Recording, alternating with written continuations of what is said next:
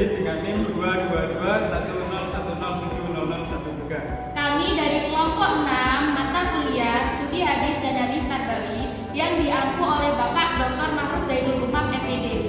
Di sini kami akan memaparkan materi yang berjudul pembagian hadis menurut kuantitasnya. Langsung saja ke videonya, bye-bye. Oke, langsung saja di sini saya akan menjelaskan tentang pembagian hadis menurut kuantitasnya. Dibagi menjadi 3, yaitu hadis mutawatir, hadis masyhur, dan hadis ahad. Di sini saya akan menjelaskan hadis mutawatir. Kata mutawatir berasal dari kata tawatara, yatawataru, tawaturan, fahuwa mutawatirun, yang secara bahasa merupakan isim fa'il dari at-tawatur yang berarti berturut-turut.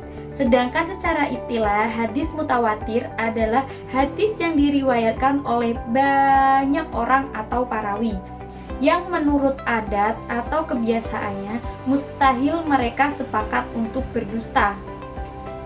Nuruddin Eider mendefinisikannya sebagai hadis yang diriwayatkan oleh perawi yang banyak pada setiap tingkatan sanadnya. Menurut akal, tidak mungkin para perawi tersebut sepakat untuk berdusta atau memalsukan hadis dari permulaan hingga akhir sanad, dan mereka bersandarkan dalam meriwayatkan pada sesuatu yang dapat diketahui dengan indera, seperti pendengaran, penglihatan, dan semacamnya. Adapun syarat-syarat hadis mutawatir, dari definisi yang telah disebutkan tampak jelas bahwa suatu hadis dapat dikatakan mutawatir jika memenuhi beberapa syarat. Syarat-syarat tersebut yaitu: 1. Diriwayatkan banyak perawi. Para ulama hadis berbeda pendapat tentang minimal jumlah banyak pada periwayat hadis mutawatir. Di antara mereka ada yang berpendapat paling sedikit 5 orang, sebagaimana dikemukakan Al-Baqilani. Astughiri berpendapat paling sedikit 10. Pendapat lain ada yang mengatakan 40 orang, 70 orang, bahkan ada yang berpendapat 300 orang lebih. Tetapi pendapat yang lebih kuat minimal 10 orang saja. Yang kedua, jumlah banyak bilangan perawi tersebut terdapat pada seluruh tingkatan atau tobaqot sanad. Jumlah banyak orang pada setiap tingkatan atau tobaqot sanad dari awal sampai akhir sanad. Jika jumlah banyak tersebut hanya pada sebagian sanad saja, tidak dinamakan mutawatir, tetapi nanti masuk pada hadis ahad. Kesamaan banyak para periwayat tidak berarti harus sama jumlah angka nominalnya, tetapi yang penting nilai verbalnya sama, yakni sama banyak. Misalnya, pada awal sanad 2 orang, sanad kedua 3 orang, sanad berikutnya 10 orang, 20 orang, 25 orang, dan seterusnya. Itu tidak dinamakan mutawatir. Tetapi jika sanad pertama 10 orang, sanad kedua 15 orang, sanad berikutnya 20 orang, 25 orang, dan seterusnya, jumlah yang seperti ini tetap dinamakan sama banyak dan tergolong mutawatir. Yang ketiga, menurut kebiasaan, mustahil mereka sepakat untuk berdusta. Misalnya, jika para perawi dalam sanad itu datang dari berbagai daerah yang berbeda, jenis yang berbeda, dan pendapat yang berbeda pula, sejumlah para periwayat yang banyak ini secara logika mustahil terjadi adanya kesepakatan bohong secara uruf atau tradisi. Tetapi jika jumlah banyak itu masih memungkinkan adanya kesepakatan bohong, tidaklah digolongkan mutawatir. Yang keempat, beritanya bersifat indrawi. Maksudnya, Berita yang diriwayatkan itu dapat didengar dengan telinga dan dilihat dengan mata kepala, tidak disandarkan pada logika akal seperti sifatnya alam yang baru. Sandaran berita secara indrawi maksudnya dapat diindra dengan indra manusia. Yang selanjutnya yaitu pembagian hadis mutawatir. Hadis mutawatir terbagi menjadi dua bagian, yaitu mutawatir lafzi dan mutawatir maknawi. Yang pertama, mutawatir lafzi ialah apabila lafaz dan maknanya mutawatir yang diriwayatkan oleh perawi. Contoh, barang siapa yang sengaja berdusta dengan atas namaku, maka ia akan mendapatkan tempat duduknya dari api neraka. Hadis riwayat Bukhari. Imam Jalaluddin Al-Suyuti menyebutkan bahwa Ibnu Al-Soleh menyebutkan 62 orang sahabat yang meriwayatkan hadis di atas dengan susunan redaksi dan makna yang sama. Yang kedua, mutawatir maknawi ialah hadis yang maknanya mutawatir sedangkan lafadznya tidak, atau dengan kata lain adalah hadis yang diriwayatkan perawinya berlainan dalam menyusun redaksi pemberitaan. Tetapi berita pemberitaan yang berlainan itu terdapat persesuaian dan kesamaan makna pada prinsipnya. Contoh, Rasulullah Shallallahu Alaihi Wasallam tidak mengangkat kedua tangan beliau dalam doa-doanya, selain dalam doa sholat istiqo, dan beliau mengangkat tangannya sehingga nampak putih-putih kedua ketiaknya. Hadis riwayat Bukhari Muslim. Hadis yang semakna dengan yang semacam itu tidak kurang dari 30 buah dengan redaksi yang berbeda-beda. Kendatipun hadis-hadis tersebut berbeda-beda redaksinya, namun karena mempunyai kadar mustorok atau titik persamaan yang sama, yakni keadaan beliau mengangkat tangan dikala berdoa, maka hadis tersebut disebut mutawatir maknawi. Selanjutnya yaitu hukum hadis mutawatir.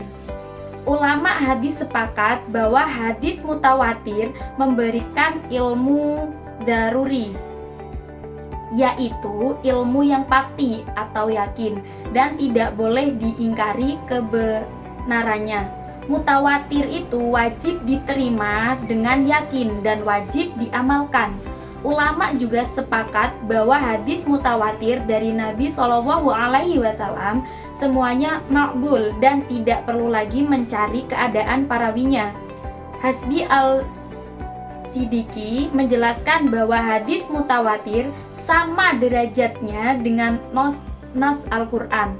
Karenanya mengingkari hadis mutawatir sama dengan mengingkari Al-Quran, dihukum kafir atau paling sedikit sebagai orang yang mulhid, yaitu orang yang mengakui atas keesaan Allah dan mengakui sebagai orang Islam tetapi tidak mengakui Muhammad sebagai Rasulullah. Yang selanjutnya yaitu hadis masyhur dan hadis ahad yang akan dijelaskan oleh teman saya. Terima kasih. Baik, langsung saja saya akan menjelaskan mengenai hadis masyhur dan juga hadis ahad. Oke, saya mulai tentang hadis masyhur terlebih dahulu. Apa yang dimaksud dengan hadis masyhur itu? Nah, hadis masyhur secara bahasa berasal dari kata syahara yusharu syahron wa masyhurun, yang artinya terkenal, tenar, dan juga masyhur. Dalam istilah, hadis masyhur itu sendiri adalah hadis yang diriwayatkan oleh 3 orang atau lebih perawi dalam satu tingkatan, akan tetapi derajatnya itu tidak sampai kepada hadis mutawatir. Kemudian secara terminologi sendiri, hadis mutawatir adalah hadis yang diriwayatkan oleh 3 orang perawi atau lebih dalam berbeda tingkatan tobaqat dan derajatnya itu tidak sampai kepada derajat mutawatir. Selanjutnya, contoh daripada hadis masyhur itu sendiri yaitu seperti hadis riwayat Bukhari yang berbunyi yang artinya sesungguhnya Allah tidak akan mengambil ilmu dari dada seorang hamba, akan tetapi Allah mengambil ilmu diambilnya dari para ulama. Maka apabila tidak ada orang alim, maka kemudian orang-orang yang bodoh itu dianggap sebagai pemimpin dan mereka akan mengeluarkan fatwa yang mana fatwa itu akan tersesat dan juga dapat menyesatkan. Nah, hadis itu masyhur di kalangan sahabat. Mengapa? Karena hadis itu diriwayatkan oleh 3 orang sahabat, yaitu Aisyah, Ibnu Umar, dan Abu Hurairah. Kemudian mengenai hukum daripada hadis masyhur itu sendiri. Nah, hadis masyhur itu sendiri hukumnya yaitu sesuai dengan apa yang dihasilkan dari penelitian para ulama.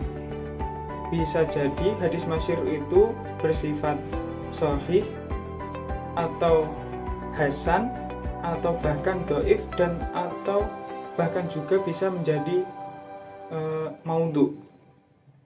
Karena itu sifatnya sesuai dengan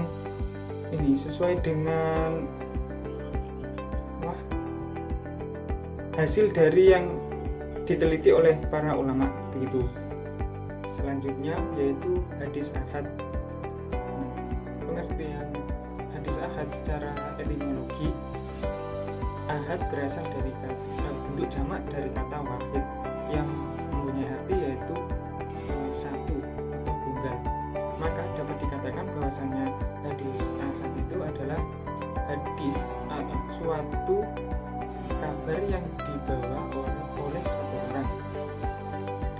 Nah, secara etimologi sendiri adalah, secara terminologi, hadis ahad adalah hadis yang jumlah perawinya itu tidak mencapai jumlah perawi hadis mutawatir, baik perawinya itu 1, 2, 3 atau 4 dan bahkan seterusnya, tetapi jumlah perawinya itu tidak memberikan pengertian bahwasanya jumlah perawi itu sampai kepada derajat hadis mutawatir gitu. Nah, untuk macam-macam daripada hadis ahad ini ada 2. Yang pertama yaitu hadis aziz dan yang kedua hadis gharib. Hadis aziz adalah hadis yang jumlah perawinya tidak kurang dari 2 orang pada setiap tingkatan tobaqat sanadnya. Kemudian Al-Tohan menjelaskan bahwasanya hadis ahad ini jumlah perawinya tidak boleh kurang dalam setiap tingkatan tobaqat sanad. Jika sebagian tobaqat itu memiliki 3 orang perawi, maka hal itu tidak akan membuat status hadis aziz berubah, asalkan pada setiap tingkatan tobaqat yang lainnya itu jumlah orang perawinya yaitu 2 orang. Mengapa demikian? Karena hal itu yang akan menjadikan patokan untuk minimal dari jumlah perawi hadis aziz. Dan yang selanjutnya yaitu yang kedua hadis gharib. Hadis gharib itu berasal dari kata gharaba yaghribu ghurban fahuwa gharibun, yang berarti satu atau munfarid. Nah, hadis gharib itu dibagi menjadi 2. Yang pertama gharib mutlak dan yang kedua gharib nisbi. Gharib mutlak yaitu hadis yang diriwayatkan hanya oleh seorang diri perawi saja. Nah, kemudian untuk yang gharib nisbi ini, hadis yang kegharibannya ini terjadi pada pertengahan periwayatan. Maksudnya suatu hadis yang awalnya diriwayatkan oleh lebih dari 1 orang dalam sanadnya, kemudian diriwayatkan lagi oleh perawi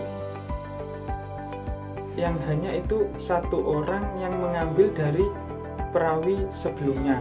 Begitu. Mungkin itu saja yang dapat saya sampaikan. Apabila ada kesalahan mohon dimaafkan. Sekian dari saya. Wassalamualaikum warahmatullahi wabarakatuh.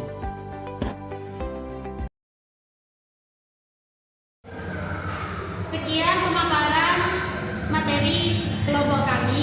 Jika ada salah kata mohon dimaafkan dan jika ada rasa mohon segera diungkapkan. Terima kasih. Wassalamualaikum warahmatullahi wabarakatuh. Bye bye. See you in next video.